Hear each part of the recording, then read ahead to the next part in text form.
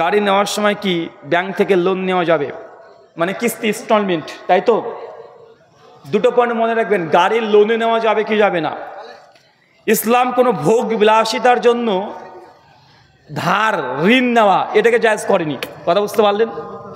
প্রথম পয়েন্ট হচ্ছে এটা যে আপনি ঋণ বা হাওলাত তখনই নিতে পারবেন, কর্জে হাসানা তখনই নিতে পারবেন, সহযোগিতা তখনই নিতে পারবেন যেই সময় আপনার খাওয়া দাওয়াতেও সমস্যা হচ্ছে, এই জন্য নিতে পারবেন। কিন্তু ভোগ বিলাসিতার জন্য আর 4 চাকা গাড়ি কিনবেন, ফ্রিজ কিনবেন, এসি কিনবেন, মোবাইল কিনবেন, এই জন্য কর্জে হাসানা ইনস্টলমেন্ট বা লোন নেওয়া এটা বৈধ নয়। তবে কেউ যদি নেয়, দুটো শর্ত আছে, এই শর্ত যদি পূরণ করে তবে ইনস্টলমেন্টে লোন নিয়ে কোনো কাজ করতে পারবেন। প্রথম শর্ত কি? ধরেন একটা মোবাইলের দোকানে গিয়েছেন, এটা হচ্ছে মোবাইল, দোকানদার বলছে যে ভাই এই মোবাইলটার নতুন দাম 70,000 টাকা। কত টাকা?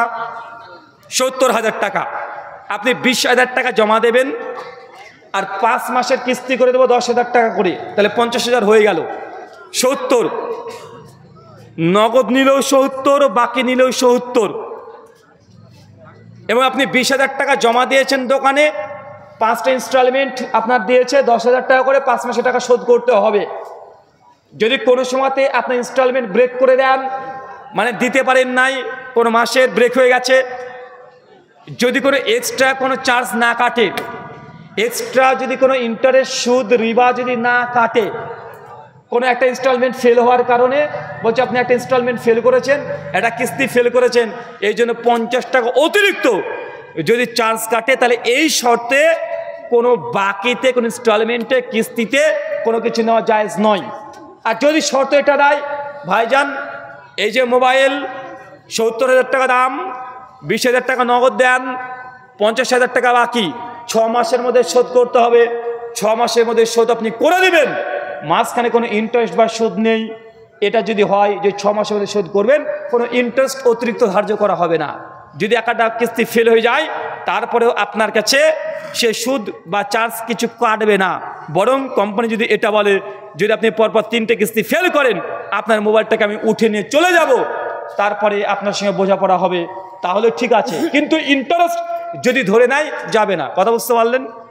কেন? অনেকে বলতে হুজুর আমি নিয়াত করেছি যে আমি কিস্তিতে নেব, কিস্তি ফেল করব না, কারণ ফেল করে সুদ দিতে হবে, তবে আমি কিন্তু ফেল করব না, ইনশাআল্লাহ ফেল করব না, এই নিয়াতে কি নেওয়া যাবে? তারপরে যাবে না। কেন ভাইজান বলেন তো? কারণ আপনি সুদের সঙ্গে চুক্তি করছেন। কি করছেন? মানে আপনি যদি কোনো কারণে ইনস্টলমেন্ট ফেল করে দেন, কিস্তি ফেল করে দেন, তো সুদ দিতে আপনি কি বাধ্য না? তো এখানে কী করলেন? শর্ত করে নিয়েছেন।